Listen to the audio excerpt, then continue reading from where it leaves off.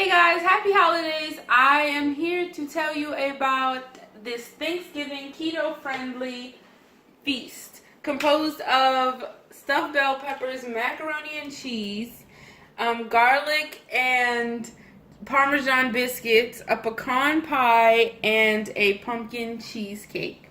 So if you would like to see how all of these items were made, you can just keep on watching.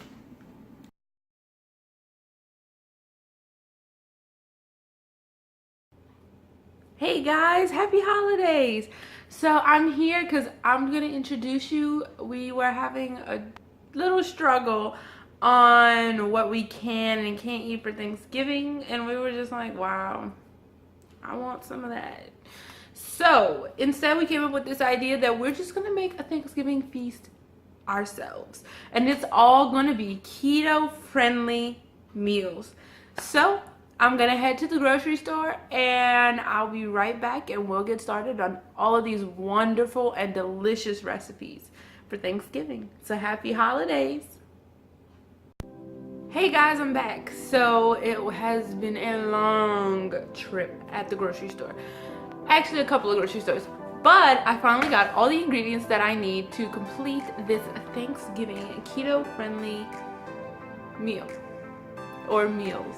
So the first thing, I just want to let you know what we're doing for this meal, or feast I should say. We're going to do stuffed bell peppers, we're going to do macaroni and cheese, we're going to cook some butter pecan pie, some pumpkin cheesecake, and there is a side dish of some biscuits. And we're just gonna prep all of these side dishes to make sure that they're keto friendly and we can eat good food too. Alright, so I'm gonna start with the bell peppers, the stuffed bell peppers.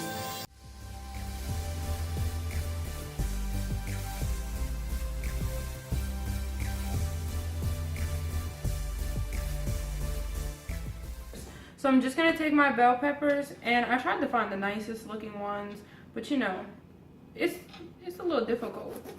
And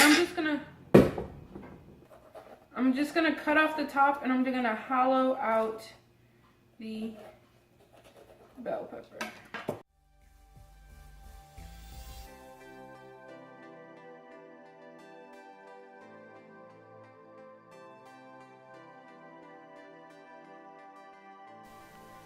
Now to start on the seasoning. So first we're going to take Italian seasoning, and we're going to use 1 teaspoon of it. Then we're going to go into the pink Himalayan salt and do a half a teaspoon. And then we're going to go into the ground pepper and do a half a teaspoon of that. After adding the ground pepper, you're going to next add in cayenne pepper, which you're going to use 1/4 of a teaspoon of. And lastly, you're going to do a half a teaspoon of parsley flakes. Mix it all together, and now you have your seasoning for your ground beef. Now we're going to chop up an onion and just dice it all up. Now we're going to go ahead and take our tomato paste and add just about the same seasonings, or until it's good for your taste, and add it to your tomato paste to make marinara sauce. Put in your garlic and your teaspoon or tablespoon of extra virgin olive oil and saute that in a pan. Add in your onions and then your ground beef. Cook until it is cooked thoroughly and everything is browned. Okay, so now our ground beef, onions, and garlic are all finished cooking. First we're going to add in our diced tomatoes, our seasoning mixture that we have previously already made.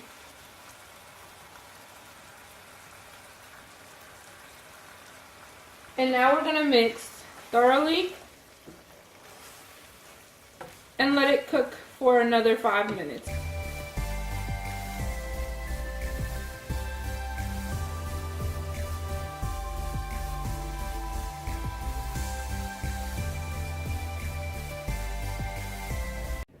Okay, so what we have done is we've stuffed our bell peppers with our meat mixture. We've gone ahead and we've made the bottom of the pan some of the our homemade sauce. And then we also put a little bit of the sauce right on top of the bell peppers. Now, the last preparation step is to go ahead and add a little bit of cheese on top of each and every one.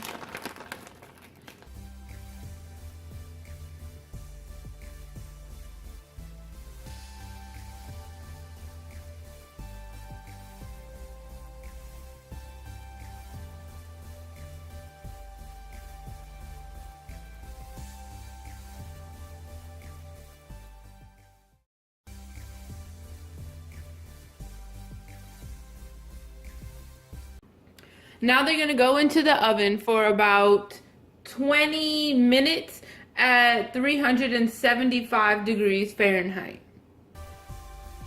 So these are how the bell peppers came out. I actually did end up putting them in the oven for 20 extra minutes just to get the bell peppers outer shell soft. They smell delicious, and next we're gonna move on to the cauliflower mac and cheese.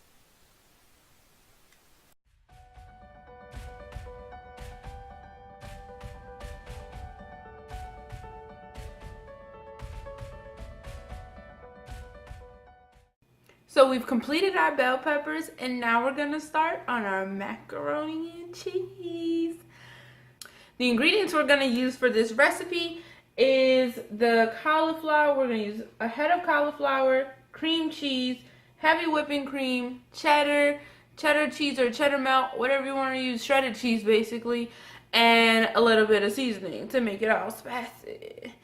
So, we're just gonna get started right on that. The first thing we're going to do is we're going to cut up our cauliflower into little pieces, little bite-sized pieces so that they're easier to eat and they're more like macaroni pieces.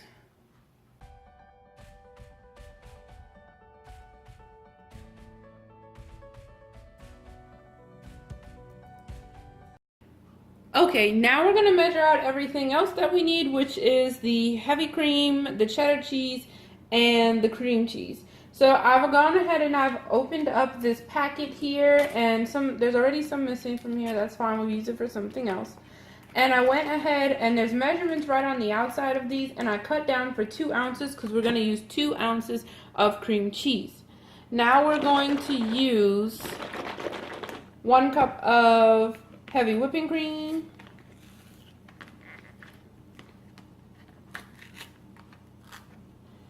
so I'm going to grab out my measuring cups and I'm going to do 1 full cup. Good.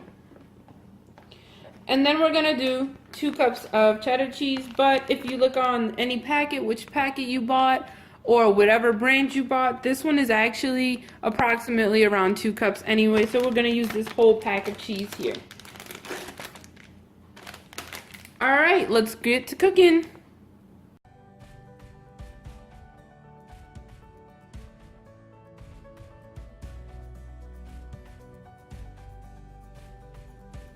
Okay, so we have our water boiling, and once that's finished, kind of giving a little roar, we're going to add in our cauliflower, and we're going to let that boil until it's tender. Now, I'm going to try something new, and I'm going to go ahead and take all that cauliflower after we go ahead and boil it and toast it a little bit in the oven to try to get a little bit of the water excess out so that our macaroni and cheese doesn't end up watery.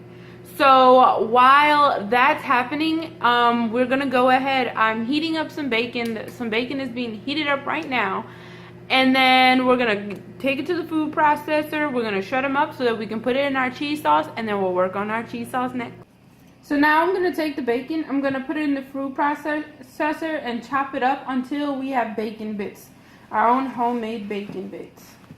And this is 10 pieces of bacon.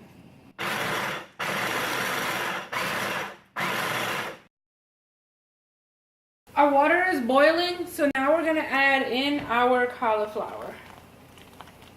We're going to mix it, and then we're just going to let it boil for about 20 minutes. So I'll go ahead and put on the timer. Now that our cauliflower is boiling, we're going to go ahead and start on the cheese sauce. So we're going to put it on medium heat. And we're gonna add in those pre-measured things that we had. And we're gonna first add in our heavy whipping cream, which was 1 cup. And we want to bring this to a boil. And right before, while we do that, we're going to go ahead and add in our seasonings, which is really basic. We're only doing salt, pepper, and a little bit of Tony Saturates for some spice. So I'm going to take in the pink Himalayan salt, and I'm just going to grind up some to go inside of our heavy cream. Next, I'm going to add some ground pepper. And then lastly, I'm going to add just a little bit of Tony Saturates, just to give it a little bit of spice and a little bit of kick, but not too much. Now I'm going to give this mixture a whirl.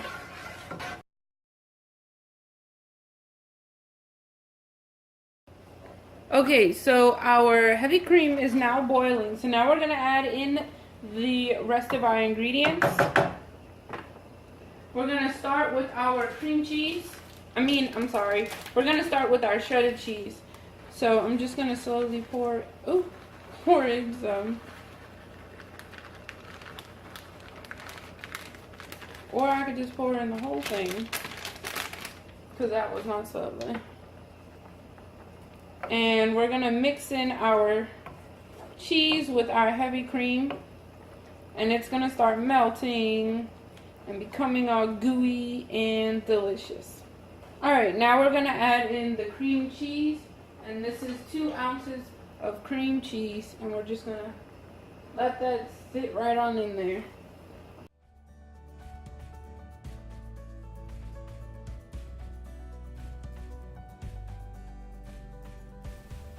Now you're going to drain your cauliflower, and you're just going to rinse it a little bit, and then you're going to put it on a baking sheet and bake it in the oven.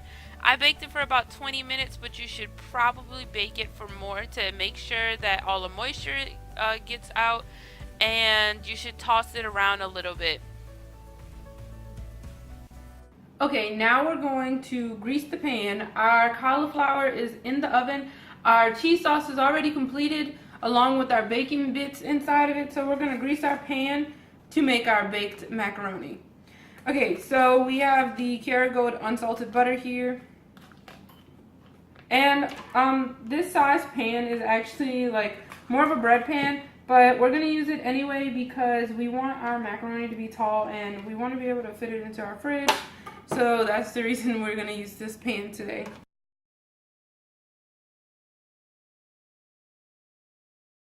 Alright you guys, so now we're going to put together our macaroni. So we're going to take our cauliflower and we're going to put a whole layer at the bottom. And we're just going to mix it. We're going to mix our cauliflower and our cheese together. And I'm just going to do it in this pan just to make it easier.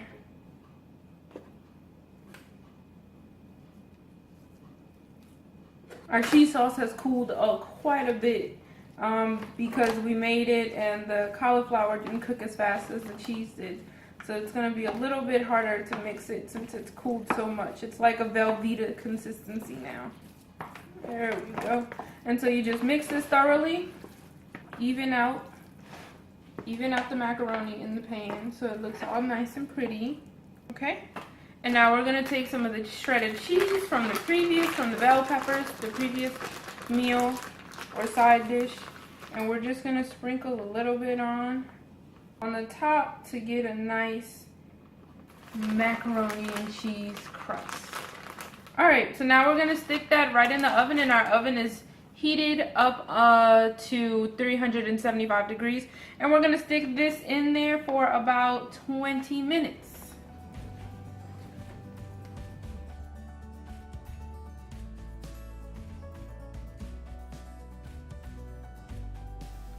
So our macaroni is finished, it is complete, and it smells and looks delicious. So in our part 2 of the Thanksgiving video, you can watch us make some biscuits and our 2 pies for desserts for Keto Thanksgiving. Bye guys!